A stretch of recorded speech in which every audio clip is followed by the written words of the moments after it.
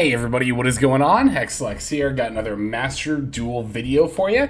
Time for another edition of This Week in Master Duel. This, of course, being the weekly series in which we cover all of the latest happenings in the game. We're going to be talking at first a little bit about some things that have been going on in client, and then we have a couple of really interesting bits of meta information to look at. As always, we're going to look at Untap's ranked ladder meta tier list, as well as some tournament results on Master Duel meta. But Master Duel meta also has for us the deck list of the top 10 finishers in the last season of rating duels. So definitely eager to look at those as well. And I'm going to make a statement that I just know that a lot of people are going to disagree with, but given the evidence that we're going to look at, I think we are currently in a very healthy and diverse meta in Master Duel. I've seen some people say that, like, oh, because Snake Eye Fire King is the best deck, we're still in a tier 0 format, or the game sucks for that reason, but I think that you are wrong. I mean, of course you're allowed to feel that way if you don't like Snake Eye, but to say that the game is currently in a tier 0 state, or that Snake Eye Fire King is oppressive, is completely not true, and again, we're going to see lots of evidence that we are in a very good state currently for Master Duel right now. It's almost like Snake Eye Ash going to 1 was enough or something. Anyway, so like I said, we're going to start by looking at some in-game notifications here. Last week, I think we covered the Master Saga pack. Actually, I don't know if we did. We saw the first few initial cards, and we talked about those, but I don't know that on the channel we've actually talked about the pack at length. Now, obviously, I didn't do a pack opening for it, which kind of is probably a pretty good indication of how I feel about the pack. All in all, I guess if you really still need Super Polys, or you really want a set of Snatch Steal, and also like Spell Card Monster Reborn, and possibly Dark Master Magia, or Magia, however it's pronounced, then yeah, you could go for this pack. But for me personally, if I ever decide to play Heavy Storm, I'll just go ahead and craft it. But otherwise, I don't really feel too much of a need to pull from this pack. I will say, they did sneak in the toy engine, including Toy Box as a UR. While this engine currently doesn't have like a super competitive home, whenever the White Wood archetype comes out, the Toy Box and Toy Engine in general will be very good with that deck. So I am interested in Toy Box as a card, but you know, having like a passing interest in Heavy Storm and like, oh, maybe I'll play, I mean, I will play Toy Box in the future, but, and then getting these for the future is enough to make me want to pull for this pack. Also, because people keep asking me, I have seen DK's Dragon Master Magia Sprite video. It's a very cool deck. I don't really plan on playing it myself because, like, I feel like he already showed off the gimmick of the deck, and I don't know what I could add by making a video about it, but I did see it, and it was very cool, so. Alright, so there was that. What else did we have here in notifications? We did have this new wallpaper in the shop. Always gotta love the Goblin Kid art, so of course I went ahead and snatched this up. Also, fun fact, this mask here, I believe, is Super Quantal Red Layer, so that's pretty cool. That was the new limited time accessory. Solo Gate. Fabled Solo Gate is out, so if you want to get not only 200 gems, but also a very cute new mate in the form of Chawa, that's available over there. Oh, and also another one of the limited accessories is this icon frame I have, the neon sign one. I love this. I think this icon frame looks great, especially with the live twin icon. Oh, it just fits so perfectly.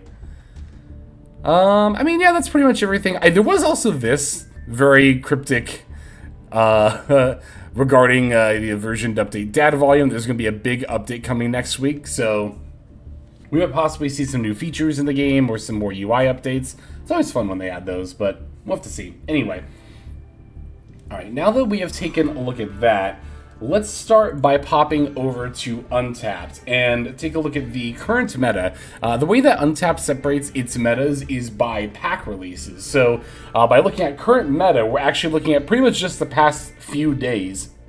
I think, what, 3 since Master Saga's come out? Well, 3 at the time of recording. There's probably 4 tomorrow by the time this goes up. But yeah, looking at Diamond and Master stats for that time range here. I mean, it's pretty much the same as we saw in the previous meta.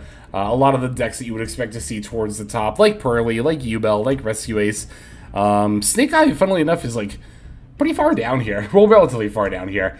This is, by the way, both Snake Eyes Pure and Fire King stats rolled into one. So to see 9.7% popularity for Snake Eyes as a deck overall is like, that's astonishingly low. And if you look at the win rate here too, it's not anything's like super noteworthy compared to other like meta relevant decks. And if you look here, the same was pretty much true last season. I mean, Snake Eyes was like pretty much the same win rate as stuff like Fluandereeze, Mikonko, Rescue Ace, Pearly, and UL had higher win rates. So you know, it's something that I've seen it more than once lately, which I think is why I've kind of like picked up on it. But just like, I've seen people say that like Master Duel meta is in a tier 0 format, and I could not disagree with that more.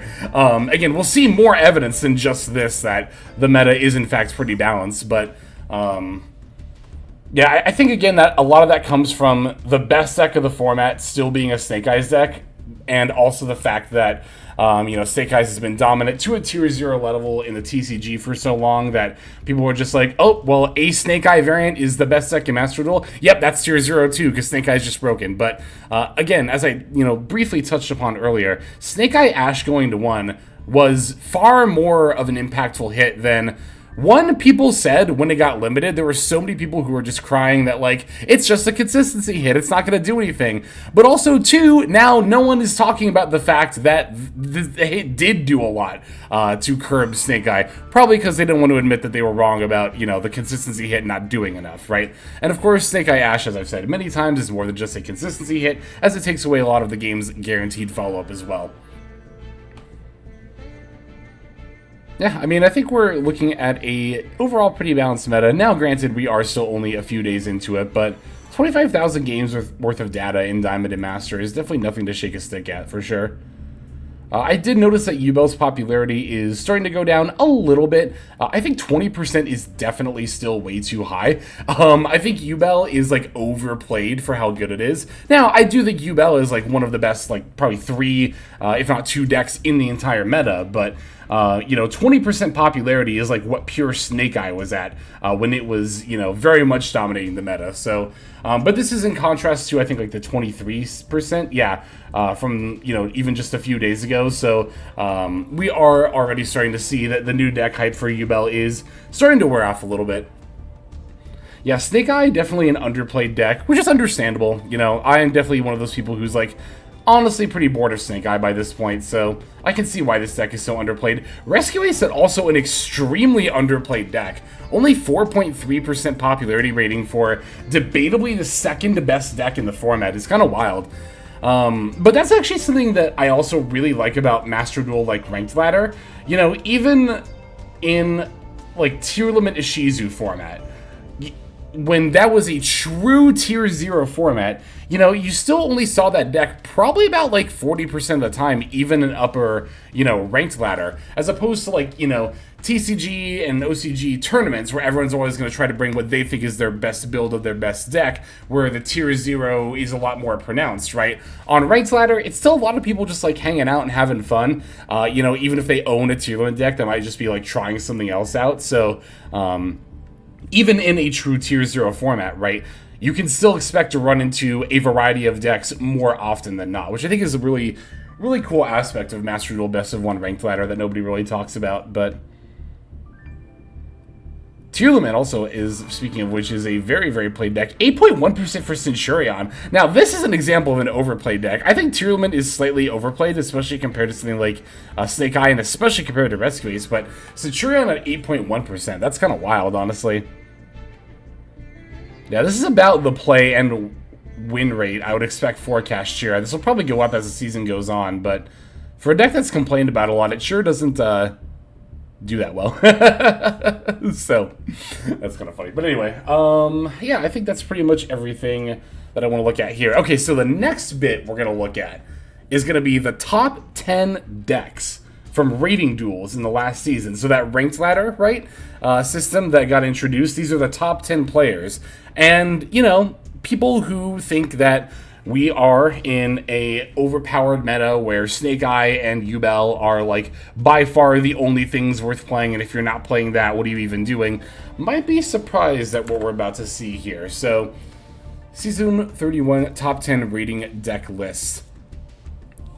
The top number 1 finisher at 1874.16 rating was actually, in fact, branded. It's a very interesting branded build, too, that's on Golden Sword Soul, a whole variety of hand traps, including Droll and Gamma.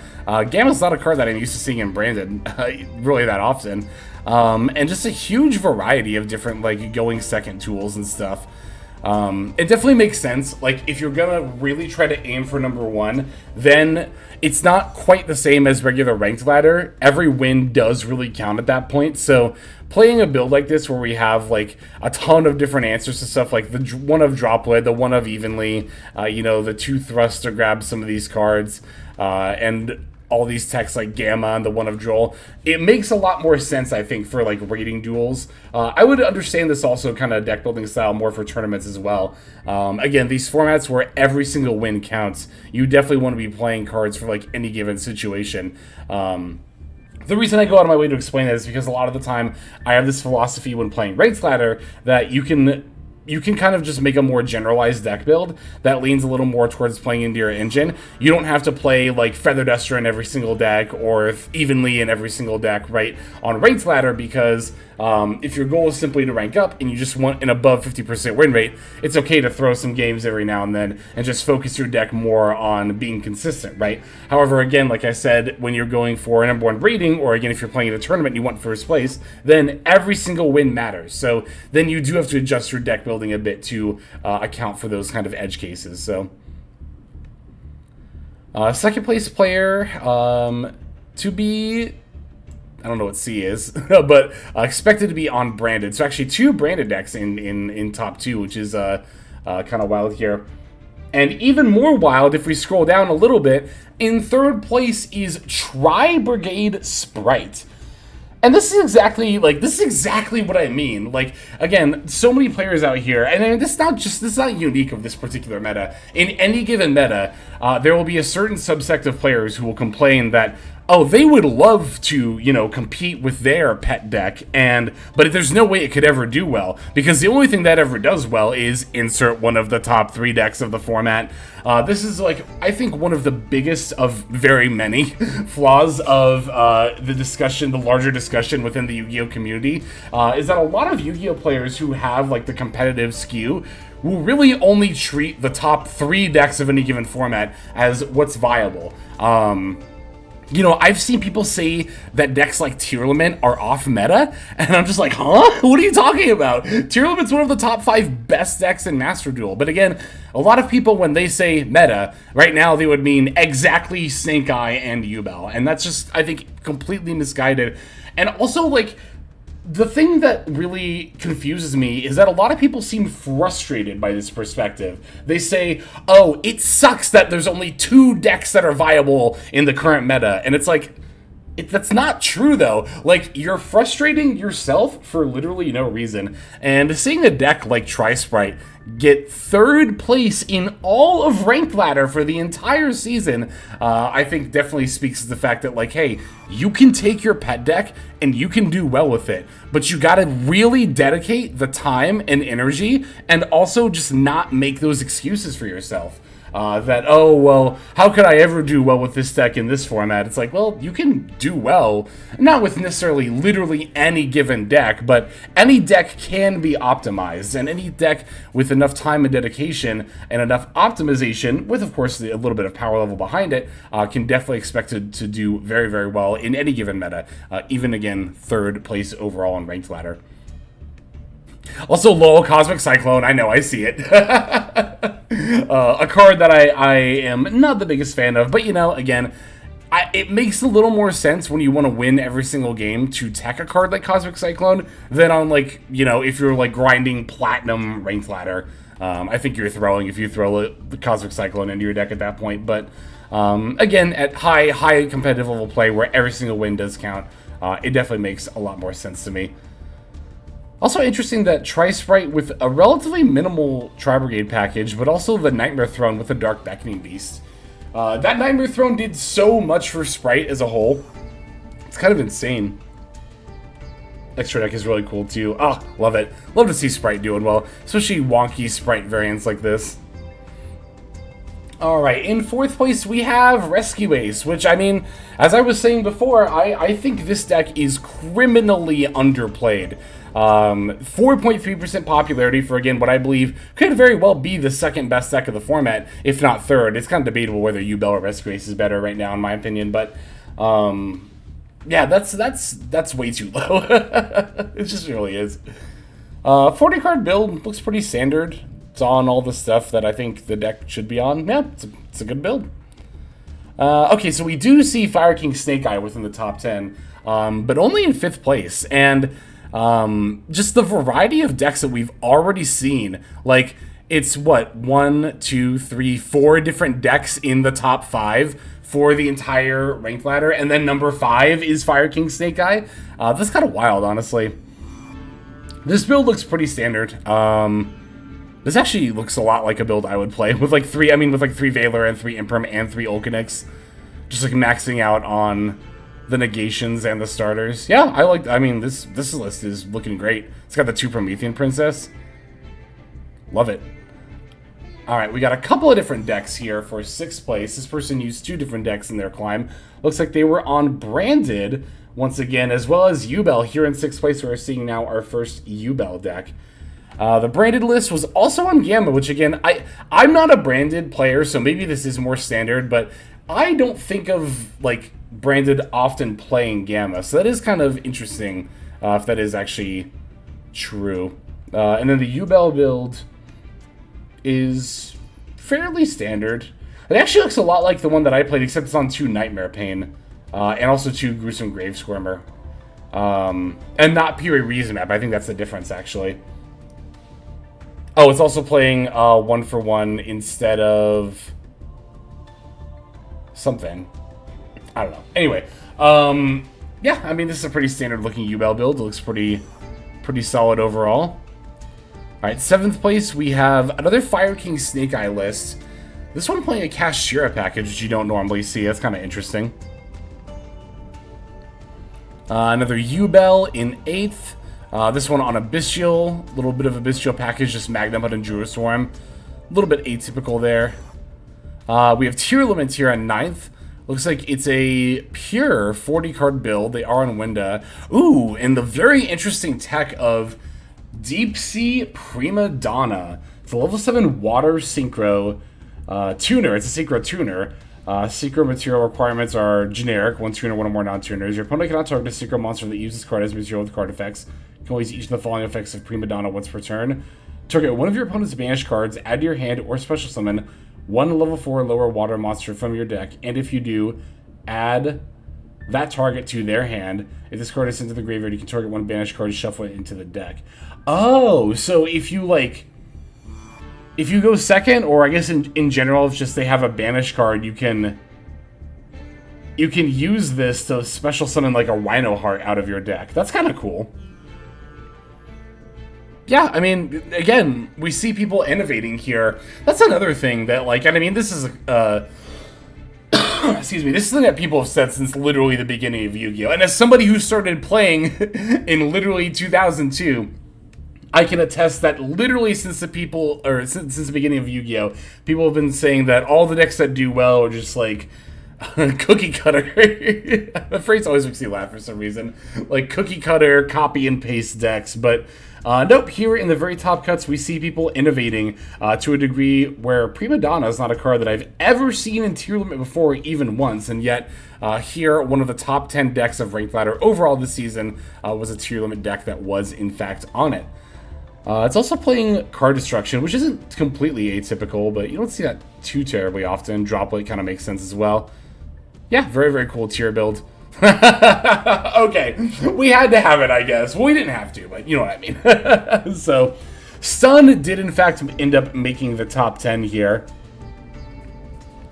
It's, I mean, it's Stun. What can you say? Running the new Iron Thunder, as well as playing Storming Mirror Force for its Mirror Force option. Oh, and Ultimate Slayer as well. Yeah, I mean, stun is stun is stun is stun. But, you know, at the same time, I don't know. Like, I'm trying to figure out if I think stun needs to be hit any harder. Because, like, really at this point, aside from hitting, like, all of the barrier statues, I guess Fossil Dino they could hit. I kind of have a hard time believing Necro Valley is ever going to get hit because this would just be a huge nerf to Gravekeepers for, like, kind of no reason. Like, to a degree, stun will always exist. Like, you could hit barrier statues and Fossil Dinos, and you could even, like, limit Necro Valley, and stun in some iteration would still exist. It's kind of inevitable. But I don't think that's inherently a horrible thing. I've said it before, and I'll say it again. I think that stun, to a degree, does keep the meta honest and diverse in that it forces you to be prepared for a certain variety of decks. Really, without stun and back row decks in general, I know a lot of people don't like Labyrinth either, but if it weren't for back row decks, then you could just play 20 engine and 20 hand traps every single time and like never have to worry about it. So as much as even I don't like stun, I do think it has its place in the meta overall. Alright, so now that we've taken a look at the top 10 decks, let's take a look at some tournament results and see if they end up showing us a meta that is as diverse as we've seen in Ranked Ladder so far. And if we look at the M Cup bi-weekly here, our first tournament, we are in fact going to see that that is the case. Ubel is eating more spots of the pie chart than any other deck here, but it's still only 4 decks. That's still only a quarter of the pie chart. This was an 89-player tournament. Single Elim, 1-card deck with 15-card side deck. Best of 1 Swiss into best of 3 top cut. So Swiss was played in a best of 1 format. That's of course the same format as Ranked Ladder. So I tend to like the results of tournaments with this format a little more than ones that play best of 3 all throughout, because I feel like it's a little bit more reflective of Ranked Ladder meta as well. But I mean, either way, you definitely cannot deny the sheer diversity here. First place was taken by Fire King Snake Eye, playing Circle of the Fire Kings. That's kind of interesting. Second place, however, was Sky Striker. Sky Striker on 3 Pillar of the Future Cyanos. Oh, also it's on the Link 3. One of the Link 3s, Azalea Temperance. That's pretty cool too. This kind of makes me want to try Sky Striker again. Alright, here in top 4 we have a Ubel build that's on Ghost Ogres. That's kind of interesting. Following that, we have Rescue Ace. Here's the thing, too, and how you know that Rescue Ace is underplayed on Ladder, is, like, even though you don't see this card on Ladder that often, we've been seeing it in tournament top cuts, like, the whole time. Like, ever since, especially ever since Preventer and Emergency came out. Like, this deck has very consistently been topping lots and lots of tournaments, even though its Ranked Ladder appearances have been getting fewer and fewer. And again, I think it's just people just moving on to different decks and getting bored over time. Which I'm not saying, like, how dare people not play Rescue Ace, but it just goes to show that, you know, as I've often said, popularity and power rating are definitely 2 different things, and it's worth noting the differences there. Got another Rescue Ace build following that last one. This one kind of interesting. It's on Bestials as well as Fantastical Dragon Phantasme in the main deck there. Centurion here in top 8, playing the Agnimal Candle for another bonfire target, as well as some floodgates with deck lockdown, skill drain, and defissure. It's also on Super Pies, I just noticed that. It's wild. Scareclaw. Got a Scareclaw deck here that's on Protoss as well as Thunder Dragon Colossus, and a Kashtira package as well. I don't know that that's all necessary, but it's really cool. Okay, this is actually something that I've been seeing a little bit more often lately. Ubel builds that splash like just a couple of sprite monsters, just to be able, mostly just gigantic, to be able to get out Carrot, to add a spell trap negate to the end board, which I think it's cool that people are innovating like that.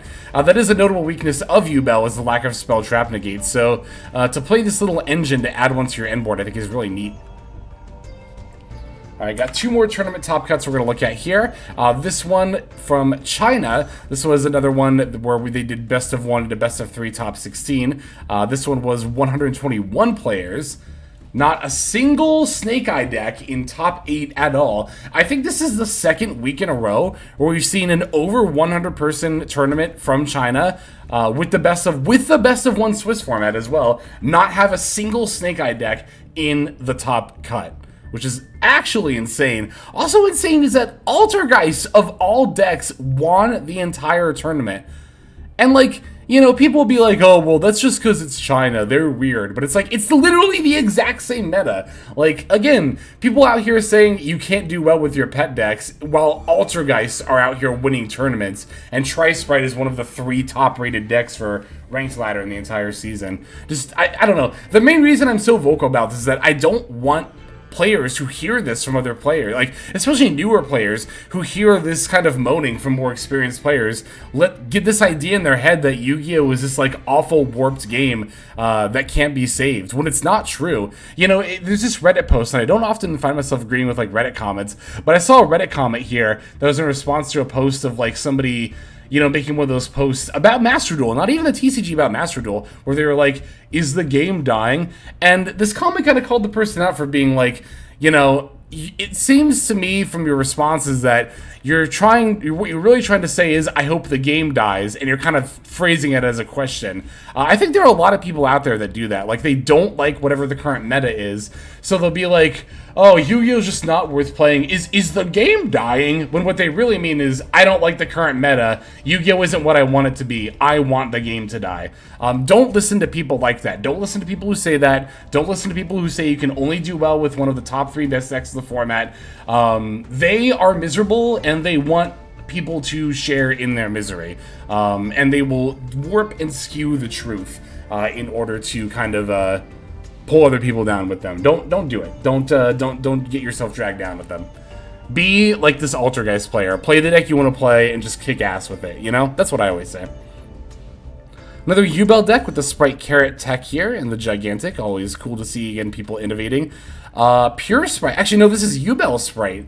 Another Sprite deck with Hero Kid. I'm just going to have to try out Hero Kid, because we've seen so many Sprite decks topping this past season, and so many of them, almost all of them I've noticed, have been on Hero Kid, which is a tech card I've not often played, so I'm definitely eager. I don't think I've ever actually played it in Sprite, so quite eager to try that out myself. Another Yubel, checking a little bit of a Sprite package. Virtual World paired with Centurion. When was the last time you've seen Virtual World do well? Well, here in July of 2024, it is top 8ing Master Duel tournaments. Always cool to see.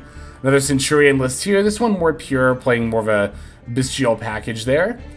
Nice little bit of an everything pile here. Got some little bit of Rescue Ace, little bit of Snake Eye, some Super V Samurai, some Sword Soul, you know, some Centurion stuff.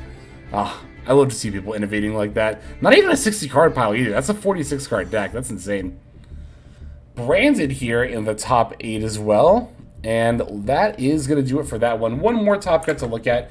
That's going to be the Decade Meta Weekly. And even in a more TCG focused, you know, tournament, we still see in the top 16 2 Snake Eye decks. Just 2. Again, between all these tournament results and the Ranked Ladder results on Untapped and the Ranked Ladder results from the top 10 decks, you cannot argue that we are not in a diverse meta right now. So I'm going to just kind of briefly skim through these to end off the video here. This is actually a really cool deck in first place here. Got a nice little Cybers pile, some Math Mech stuff, got just a bunch of generic Cybers cards to aid in it. 54 cards. That's wild. So cool. Rescue Ace yet again performing very, very well in tournaments, seeking second place in this meta weekly. Pearly in top 4 here. Pretty standard looking Pearly build. Got Fire King Snake Eye following that. I see Nonstop DC in a lot of these meta weekly tournament top cuts. Some of these names you just end up seeing after looking at these a lot. Got Yubel here, pretty standard looking Yubel list, followed by another Rescue Ace. Again, so many Rescue Ace decks in tournament tops, despite so little of them on Ranked Ladder. Okay, here's the pure Snake Eye deck. Looks like it was on a Kashtira package, which makes sense. Unchained, following that with a little bit of an Evil Eye package. That's pretty cool. Top 16 here got a pretty standard looking Yubel, followed by Mech Knight. Again, decks you would not expect to see making tournament top cuts in July 2024, but here is just straight up Mech Knight topping a tournament. Got DDD following that too. DDD also topping a tournament. Although that actually kind of makes sense because Nightmare Throne is a pretty good DD support, being able to fetch the Kepler. Another U-Bell list here, pretty standard on a Bestial package. Kid art, I see this name all the time too. Playing U-Bell with the Thunder Dragon tech. I saw people in my U-Bell comment section asking if I'd be willing to try this. Got the Colossus in there. Another Unchained, second Unchained list, playing a playset of Phantom Skyblaster. I assume that's in replacement of Tour Guides, maybe? I don't know. More pure sprite action. Hell yeah, this one on D-Shifters, also on Hero Kids. And Bestial, Druiswarm and Magnemite too. Bestial is becoming pretty popular. That makes sense though against like U-Bell and stuff. Here's Zodiac. Zodiac with the Armored Exceeds package, and not only playing Gamma, but also Cyframe Gear Delta, the Gamma for spells. I mean, if any deck has the room for it, it would definitely be Zodiac. That's also on top of like Ghost Ogres and Ghost Spells too. That's wild. That's cool. And there we have it. So that's gonna do it for this edition of This Week in Master Duel. If nothing else, this probably was very obvious to my overarching message throughout this video. I really just hope that if you have pessimism about the meta, if you have pessimism that, you know, a deck that you like, a pet deck, can't do well, I really hope that this video helps kind of take some of that away.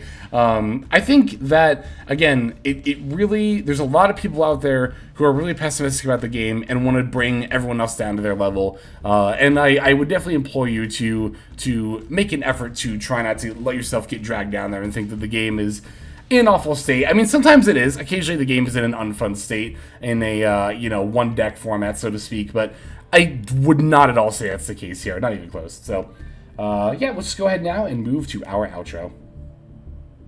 Hey everybody, Hexlex here. Just want to give you a huge thanks for watching all the way to the very end of the video. Believe it or not, that is actually one of the best ways that you can support the channel, is by watching the videos in their entirety. But there are many ways in which you can support the channel if you are so interested. The names that you're seeing on screen here, I gotta give an extra special thanks to, because these are people who have chosen to either become a member on YouTube, which if you're interested you can do as well via the join button next to the subscribe button down there, or have signed up over on Patreon and become members there. Link to that is going to be in the description below. Without the support that is being offered by, again, all the people that you're seeing on screen right here, I would not be able to take the time to dedicate to uploading daily YouTube videos. So thank you so very much. But there are also other ways you can support as well. Again, link to the description below. If you like my deck tracker that you'll see in a lot of my videos, the Untapped Companion, you can download that for free, and if you use my affiliate link down there, then that also goes a long way towards supporting the channel. That's, again, free. So is subscribing here on YouTube. That's also free and a huge way to support. You can also check out Twitch, once again linked in the description below. Following and subscribing over there will not only support as well, but also give you notifications of when I go live if you want to catch some of the live streams. But really, no matter how you choose to support, it all adds up and it all definitely means the world. So thank you, each and every one of you. For now, this is Hexlex. I'm going to be signing out. But more than that, I'm hoping that you have a fantastic day.